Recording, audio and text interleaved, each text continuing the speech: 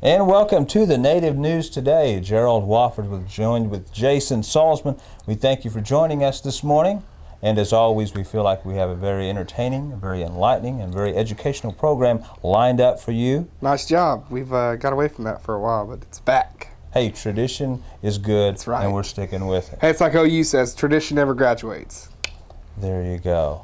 Well, hey, the stories that we have lined up for you this morning, the first one to top off the list, Jason here ventured not too far from the beaten path, went over to the Creek Council House Museum. I was there catching the commemorative motorcycle ride from the Trail of Tears, Chattanooga, Tennessee, all the way to Muscogee, Oklahoma, the capital of the Creek Nation, at the historic Muscogee Creek Nation Council House. That's where the town of Muscogee started.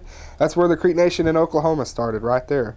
And for them to get on their bikes and in any way they can here in present day, remember those that made the sacrifice long ago from their forced removal. For them to do that is a special thing, and they said when they drove in, and you'll see it when we talk to them later, but they said when they drove in they could actually feel the spirits from long ago helping them on their journey. I thought it was a special day. Yes, very special day indeed, and we'll bring you that story here just a little bit later. Also, too, Muscogee Principal Chief A.D. Ellis was the keynote speaker at the National Indian Council on Aging in Tulsa. So we're going to bring you that excerpt from his speech here a little bit later in the program.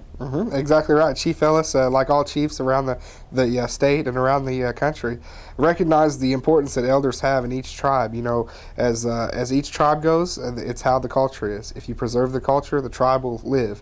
And these elders have done what they can to preserve culture over the years, passed it down to the young people, and we have to recognize that and respect that, and that's why things like this happen. It's in its 30th year, and I think it's important that we keep things like this going and remember our elders. Absolutely. We also want to turn the spotlight on a local Native American artist, Bill McCulley. Now, McCulley works in rock art. Now, as you see, as the story will show. Does he fashion guitars and drumsticks? Well, he even makes mention of that in the news segment that we'll share with you. Very unique artist, has his work shown all over the state as well as nationally. And we're going to bring you a story of kind of where he does his work way in the backwoods of northeastern Oklahoma. So a very unique story we'll share here in a little bit. He's got some of his pieces in Gilcrease Museum and Gilcrease and some other ones around the state. So it's a big time artist. He does a lot and of he's going to be the featured artist at the Red Feather Gala in Oklahoma City. Outstanding. We did a news story on their clinic earlier in the year. Yes, right. So, the Oklahoma City Indian Health Clinic. They do a great job up there. And also, too, we ventured over into Tahlequah, part of our extension coverage on the Cherokee National Holiday, Native American actor Wes Studi. Yeah, even though it was during the day and the sun was shining bright, the stars were out, I guess you could say. Wes Studi, you know, better known as Magua, the scary guy from Last of the Mohicans. He was awesome in that movie, and he was also very funny in other movies. He's a very wide... You know, he's got a wide spectrum on his acting abilities. Starsky and Hutch. Yeah, exactly. So no, I'm just kidding. This guy right here, I tell you what, he's a jokester. But no, Wes Studi, he's a great actor, and all of Indian country is very proud and very much reverence to him. He does a great job, and he's even involved in some projects now. He's up to the prequel to the very, very highly popular miniseries Lonesome Dove. A lot of people caught that back in the day. It's an epic now because it was so popular then, but a prequel, kind of a backstory to how that all came about, and he's actually playing in that. Well, he'll talk about that in this news segment, as you'll see, but probably the unique thing is he'll talk about where he is originally from. Not exactly Tahlequah, but a place called No Fire Hollow, but he gives the history about that, and you want to stick around and hear his story of how No Fire Hollow came to be. Oh yeah, we don't pull any punches on this show. We give you the actual news right from the straight from the crow's mouth, I guess you could say, and it just comes out and there it is. That's not his clan. Oh no, he's I think he's Blue Clan. Maybe we'll have to find that out. Also, too, before we leave with the program, talking about the woods of northeastern Oklahoma and the back country, we want to present to you a little montage of sorts on the traditional art of crawdad gigging. It is an art. It is an art. People out there, if you haven't got a taste of it yet, it's an art. You know, there's a specific, I don't know. There's just an essence about it, that you have to capture. Well, we went back into the area of Kenwood and Salina, Oklahoma, back that way, and some clear, nice creeks back there, and did some crawdad gigging, so we're going to show you a little bit of what that's all about as well. Let's take a quick break here. You're watching the Native News Today. The Okemah Indian community would like to invite everyone to the first annual Fall Harvest Festival, October 6th through 8th in Okemah. Events are currently taking sign-ups and include Senior Citizens Bingo, Softball Tournament, a Youth 3-on-3 Basketball Tournament, Bad Boy Rumble Contest, Softki Contest, and a Fry Bread Contest. For more information, please contact the Okemah Indian community. You can call them at 918-623-9227, or if you happen to be in Okemah, drop by and say hi at their office on 1100 South Woody Guthrie Street. Here at the College of the Muscogee Nation, we pride ourselves on emphasizing Native culture, values, language, and self-determination while providing a positive learning environment for tribal and non-tribal students. We encourage our students to be lifelong learners and to strive for personal growth, professional advancement, and intellectual advancement. Muscogee Nation College. Academic achievement, Native values. All right, we're riding back into your TV screens there on the Native News Today, talking about riding in on motorcycles. That's what they did in Okmulgee, wasn't it? Exactly right. Right down 6th Street, straight from Chattanooga, Tennessee. They were commemorating the Trail of Tears and remembered the ancestors that took the trail a long time ago, and in any way they could, I guess, getting on bikes and making the trail themselves right here in our own backyard. They did it last year. They've been doing it for many years before, and here's the Trail of Tears commemorative motorcycle ride. The Muscogee Creek Nation Council House Museum in downtown Okmulgee provided the backdrop for the finish line of the 13th annual Trail of Tears commemorative motorcycle ride. Riders from all over rolled into Okmulgee, finishing a journey that started in Chattanooga, Tennessee. The riders were met with a warm Muscogee welcome and a police escort to downtown. Participants could not deny the importance of their journey. I know what it's like. Okay, my great-great-grandmother born in Cherokee, North Carolina, and her family made the trip. So in other words, that's why I'm keeping this alive. A great piece of history that never needs to be forgot about. I was just thinking about when we was coming out here, thinking what our ancestors went through and how much they had to tolerate to get here. So we had to push on. Not only were the riders greeted with hospitality and a warm Muscogee welcome, but got a taste of culture as well, with the Tallahassee Waiigai Stompgrounds putting on a tree dance for the completion of their journey.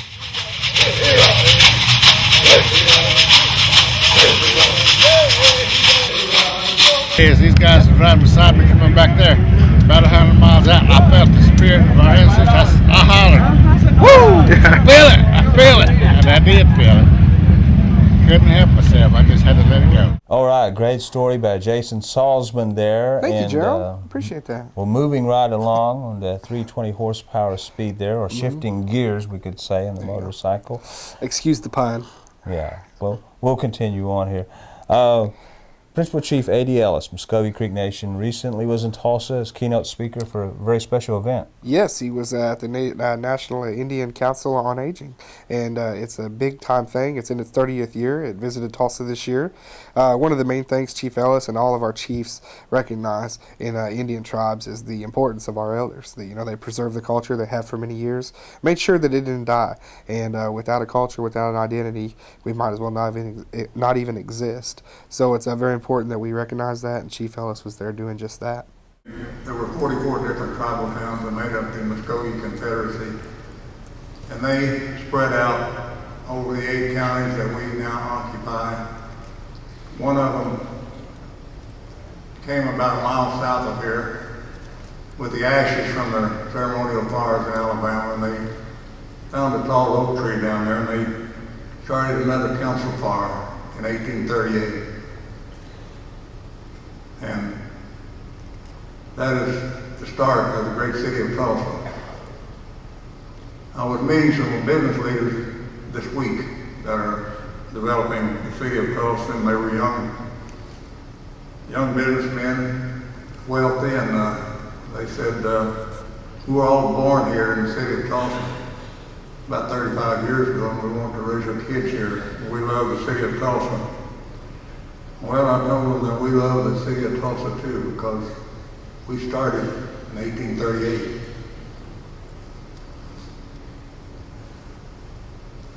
We have some tribal leaders up here, but all you elders are tribal leaders. You got to be a leader to get where you're at. You raise families. A lot of the elders now are raising grandkids. I work with the elders. I love working with the elders. I've been one of you for many years. And we have a policy in the Creek Nation. We protect our elders, we educate our young. That's the two priorities we have in our nation. The biggest priorities. We're proud of our nutrition program. It was started in about 1980, and this man right here has been with us all this time, except for a few years. Former Chief Claude Cox, who served 5 terms as Chief of our nation, was very instrumental in establishing this. Right now, our monthly meals, we deliver 10,000 meals per month. We serve 6,000 meals approximately in our nutrition center. We have 10 nutrition centers working on 3 more. We've confirmed with Dr. Jackson of the Administration on Aging that the Muscogee Creek Nation is the largest nutrition program in America. We're real proud of that.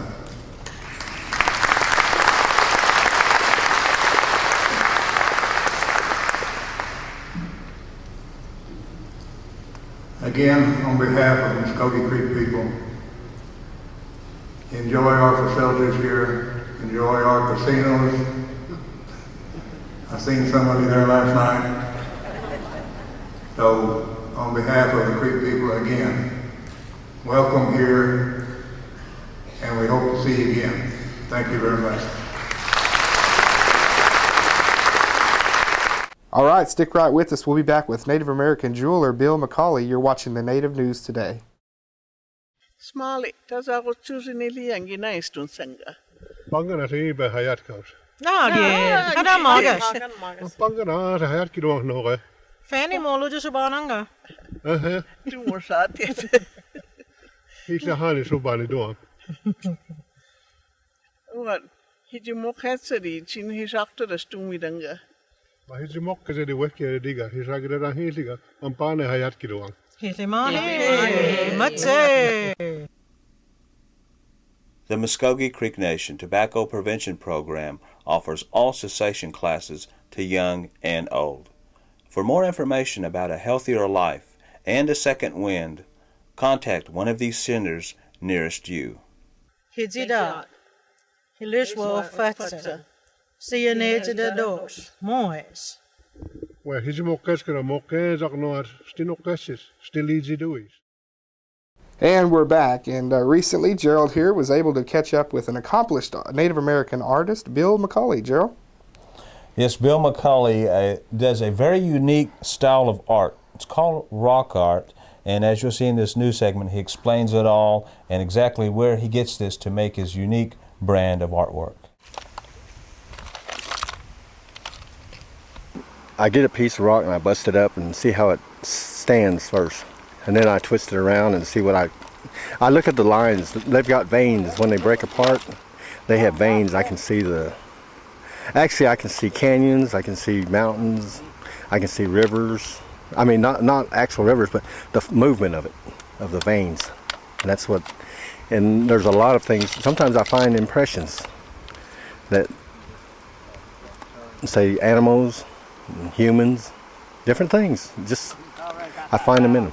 We call it black slate rock art, but there is rock art, but not like a musician, but the rock is what they call slate, so it breaks up in chunks, and those chunks are always there embedded, and sometimes they have natural shapes that they form in there when it I guess hardens, and the movement of the earth, it makes it crack, and sometimes they will have their own veins, crack veins, and that's what Actually, I look at the vein, I look at the rock and see which way it's cut.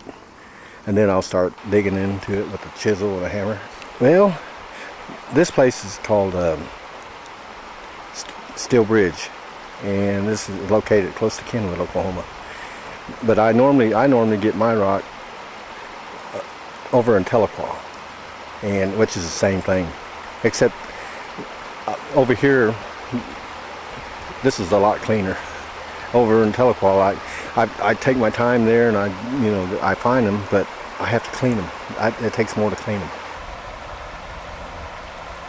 Okay, it is actually a white buffalo, but it broke in two pieces, and what I did was I painted the white buffalo on the front of it, and when I took the top part off, I took the white buffalo's head and painted it on the inside of it. And then the other buffalo top, so it wouldn't have a negative space, I turned it over and painted a peace pipe on it. And so you actually got three paintings in one. And we have a horse over there, which is a natural break. And that's something I just found. I just found the horse and the mane and just added my colors to it. All I'm doing is enhancing the rock. That's it. The rock it's there. You just have to enhance it with the right colors, and I also have one over there with the eagle. Looks like it's flying upside down. But if you look at it real good, there's a woman and a child standing on its wing, and you can even see the shadows in it. It's a lot of miniature artwork, and a lot of people that do buy it, first thing they do is put on their reading glasses so they can see it, and that's how I know they like it. And a great job there by Gerald Wofford, spending a few minutes with Bill McCauley, great accomplished Native American artist. Well, you like rock art, don't you? Oh, yes. I love it. I love it so much that I skipped the pond and came over here with the Beatles. And your mom would tell you to turn the volume down, wouldn't she? Yes, but I told my mother, if it's too loud, you're too old. Well, you have to fight for your rights sometimes. To party, yeah. Well, I went from the Beatles to the Beasties. I thought it was the Bee Gees. Okay. That was a phase. I don't even want to get into that. Okay. Well, anyway, moving on here, we ventured over into Tahlequah for the Cherokee National Holiday. A lot of good things happening over there. One person that was around that day was acclaimed Native American actor Wes Studi. Magua was there? Magua was there.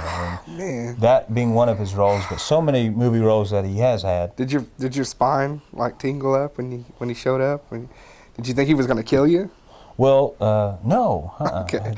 I just think it's funny because it seems like every movie he's in, he's the evil Indian guy. You know, he's the bad Indian. Hey, he played a cool role in Heat with Al Pacino. That's exactly and right. Robert De Niro. He did play. Check that one out, man. Exactly. But you know, it does seem like when he's in these movies, Dances with Wolves, Last of the Mohicans, he's the scary Indian guy. There's the good Indians and there's the bad ones, and he's always leading the bad ones. But he's actually a great guy. You talk to him, he's pretty funny. Good Indians, scary Indians. Sometimes describing our show here. Sometimes both. But anyway, there's the new segment interview that we had done with Wes Studi. It's always great to go back to Tahlequah and meet old friends and meet good people, and I'm with one of them right now with Mr. Wes Studi, acclaimed Native American actor. Wes, we appreciate your time this morning, and here you are back in the home territory, as we like to say. But what does it mean to you to come back here to Tahlequah each year like this? Well, it normally means that I have to keep my eye, I keep an eye open in the back and then keep ducking from place to place. That's usually what it means to me, yeah. But you understand what I'm talking about, Gerald. You know, I absolutely do. You know that, don't you? Mm-hmm. Well, Wes, now, do you make your home in California or? No. I live in New Mexico, in Santa Fe, New Mexico. We've been there for about 14 years now, going on 14. But Okay. we'd love to come back here to Tahlequah every holiday, if at all possible. I've missed a couple of years, but we'll be making up for it. Now, a bit of trivia out there for our watchers out there. You know that Wes Studi's Cherokee. You know he's from this area, but he's not specifically from Tahlequah. Wes, what do you call home, really? What I call home, I call No Fire Hollow. Now, if you got a minute here, I'd like to tell you a little story about the loss of some of the language that we Cherokees have gone through over the years. The hollow that I now call No Fire Hollow was actually, over the years, called Nickajack Hollow. Nickajack was, a very famous guy back in the day, back east, and he was a very important man to the Cherokees. Over the year, and I suppose he had something to do with that hollow that we live at. That's sort of at the base of a Rocky Mountain over there near the state line. Well, over the years, as I grew up, I didn't know who Nickajack was, and over the years, myself as well as others began to call Nickajack Hollow Nigger Jack Hollow. Now, I'm sorry I use that word if it's politically incorrect, but that is what happened over the years. It became known as Nigger Jack Hollow. Well, most of us who knew that decided that I didn't like that. So I took it upon myself to begin to call it No Fire Hollow, simply because there were 4 brothers who had allotments along Nickajack Hollow. And their allotments were there, and they were all No Fire brothers. So it only follows that it could easily be called No Fire Hollow. So that's what I named Nickajack Hollow No Fire Hollow afterwards. By mistake, perhaps. But in any case, that's how it came to be. Now, as we mentioned, we're right here in Tahlequah, but geographically here, which direction would No Fire Hollow be? Geographically, it is south and east. It's over near the Sequoia, Cherokee County line, near Rocky Mountain, kind of below there, on the road toward New Echota. That's sort of the beginning of the hollow, and it comes out near the lake near Tailholt. What was Tailholt? I don't think that place exists anymore, but that's the area. Visiting here with Wes Studi, and Wes, I want to talk about some films here now, and any projects or anything that you've been doing. Well, the first thing that'll be coming out is a mini-series that I finished as of, actually I have one more scene to do, but it's a mini-series called Comanche Moon, which is a prequel to Lonesome Dove. And it has a lot of the backstory of the Comanche involvement with the Texas Rangers. If you remember Lonesome Dove, that's mainly what the 2 main characters are the Texas Rangers. But in in Comanche Moon, we find out what makes old Blue Duck so crazy. In any case, that will be airing CBS immediately after the Super Bowl, which is in either late January. It's a great time. February. Yeah, it's a good opening slot. Yeah. So, well, Mr. Studi, we really appreciate your time, and if you wouldn't mind just giving us a Cherokee greeting to our audience out there, we'd really appreciate it. Just a CO or anything like that. Well done. Let's take a quick break right now. You're watching the Native News Today. Today's world is far different than the one our ancestors knew. But though times have changed, we the Muscogee Creek people remain a strong people. Many of our traditions continue to thrive in today's modern world. For 1,000 years and more we have been here, and we will be here for 1,000 more. Times have changed, but so have we, and the Muscogee Creek people are a part of this time, this country, and this economy. The Okemah Indian community would like to invite everyone to the first annual Fall Harvest Festival, October 6th through 8th in Okemah. Events are currently taking sign-ups and include Senior Citizens Bingo, Softball Tournament, a Youth 3-on-3 Basketball Tournament, Bad Boy Rumble Contest, Softki Contest, and a Fry Bread Contest. For more information, please contact the Okemah Indian community. You can call them at 918-623-9227, or if you happen to be in Okemah, drop by and say hi at their office on 1100 South Woody Guthrie Street. And welcome back to Native News Today. You know what, Gerald? You get a line, I'll get a pole. We'll go down to the crawdad hole. Well, you get a gig. That's right. Oh, yeah. Line and pole, my fault. I forgot we were gigging them. The traditional art of crawdad gigging is alive and well in northeastern Oklahoma. And we're going to go leave you with the program here on some good old crawdad gigging out on the creeks of Salina, Oklahoma, near Kenwood, near the famous Steel Bridge. It's back in the sticks, baby. That's back in the sticks. That's right. Back in God's country. Mm-hmm. That's right, man. But we're going to leave you with the program with this, and we hope you enjoy it. But hey, keep sending in those great stories. And how do they do that, Jason? They just give us a call at 918-732-7637, or you can reach us by fax at 918-758-0824. Or, of course, you can always reach us by email. Mine's Jay Salzman at MuscogeeNation-nsn.gov. His is G. Wofford. That's G. Wofford at MuscogeeNation-nsn.gov. Got crawdads? If not, eat some. Enjoy, take care. We'll see you soon. God bless. And that, ladies and gentlemen, is Cherokee heaven. The ultimate delicacy in fine food. Crawdad. There in there.